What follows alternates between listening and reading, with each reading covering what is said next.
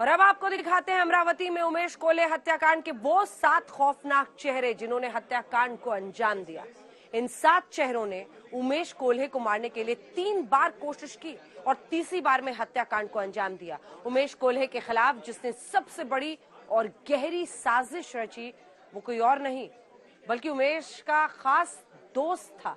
आइए आपको दिखाते हैं कैसे उमेश की हत्या के लिए चाइनीज चाकू खरीदा गया और जैसे ही अपनी केमिस्ट की दुकान में उमेश कोल्हे निकले, हत्यारों ने प्लान के तहत उन पर हमला बोल दिया। आइए देखते हैं हत्या की इनसाइड स्टोरी।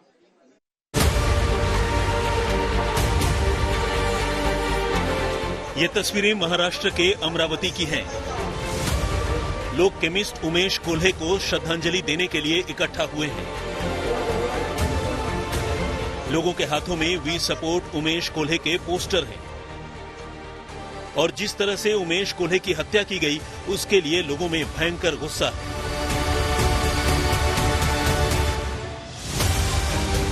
आज हम आपको उमेश कोल्हे हत्याकांड की इनसाइड स्टोरी दिखाने जा रहे हैं। कैसे नुपुर शर्मा के समर्थन में पोस्ट करने पर उमेश कोल्हे की हत्या की खौफनाक साजिश रची गई। उस हत्याकांड के पीछे अभी तक 7 किरदार सामने आए हैं।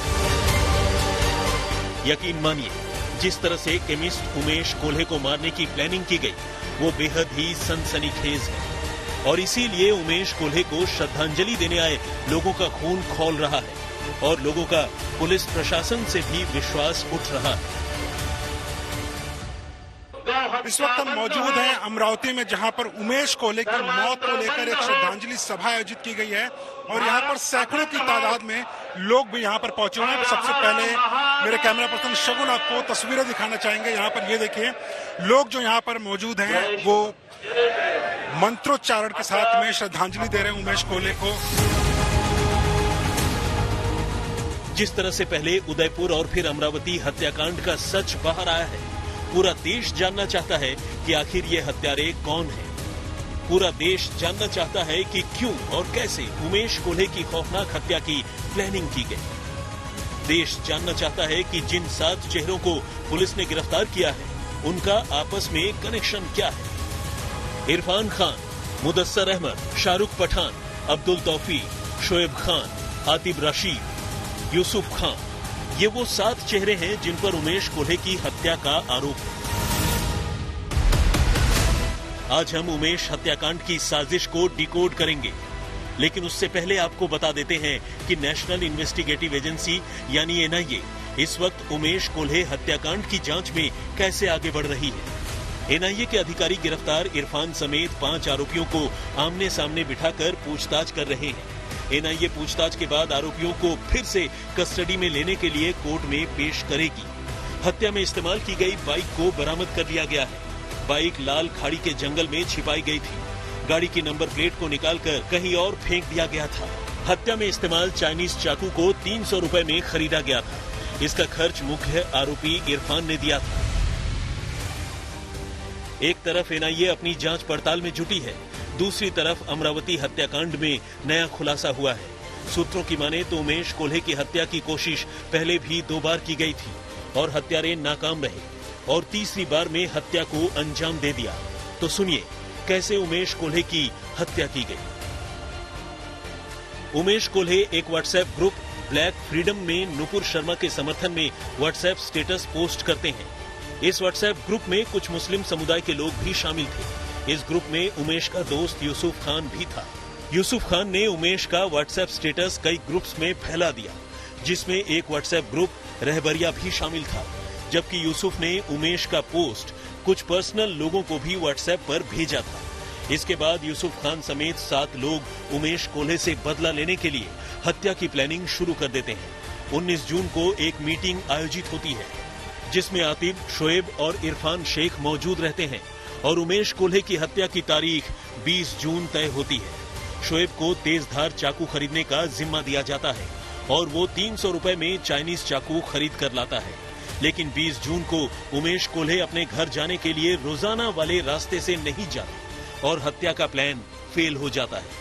अब 21 जून को 7 आरोपियों में से 3 उमेश कोल्हे की केमिस्ट की दुकान पर खड़े हो जाते हैं और हर मिनट की जानकारी बाकी 4 आरोपियों तक पहुंचाते हैं और 21 जून को जैसे ही उमेश कोल्हे दुकान से निकलते हैं, हत्यारे शोएब तक उसकी जानकारी पहुंचती है और शोएब तेजधार चाकू से उमेश पर हमला बोल देता है। हत्याकांड में जिस बाइक का इस्तेमाल हुआ उसको जंगल में छुपा देते हैं। हत्याकांड का मास्टरमाइंड इरफान शेख नागपुर फरार हो जाता है।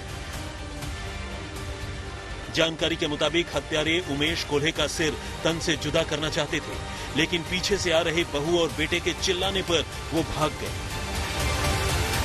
तो पुलिस ने तो पुलिस की कार्रवाई करना ही चाहिए, लेकिन अमरावती शहर वैसा शांतता का है और यहाँ के हिंदू लोगों को अगर डिवत लिया तो यहाँ का हिंदू शांत नहीं रहेगा। भारत माता की जय। अभी जिस तरह से घटनाएं हो रही है, भारत में 2 जगह पे ऐसी घटनाएं हुई, तो ऐसी डर नहीं लेकिन आशंका है कि अगर ये पुलिस अगर अपना काम नहीं करेंगी तो इस तरह से घटनाएं हो सकती है।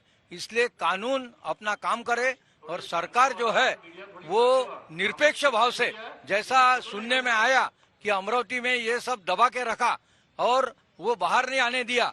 जब ये गवर्नमेंट बदल गई महाराष्ट्र की, सामान्य आदमी को इससे फर्क नहीं पड़ता, सामान्य आदमी को गवर्नमेंट से फर्क नहीं पड़ता। तो सामान्य आदमी को कायदा और सुव्यवस्था चाहिए।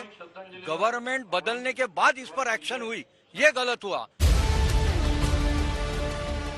अब जो बड़ा खुलासा हुआ है वो ये कि हत्याकांड में शामिल 7 आरोपियों में 4 आरोपी इरफान खान के दोस्त हैं और उसके एनजीओ में काम करते थे। इरफान खान ने ही हत्या की पूरी प्लानिंग की थी। सबको काम भी इरफान ने ही सौंपे, जबकि यूसुफ खान और उमेश कोल्हे दोस्त थे। कोल्हे की मौत के बाद यूसुफ खान उनके अंतिम संस्कार में भी शामिल हुआ। उमेश वेटनरी केमिस्ट थे और अपनी दुकान पर जानवरों की दवाइयां बेचते थे। वहीं आरोपी यूसुफ जानवरों के अस्पताल में काम करता था।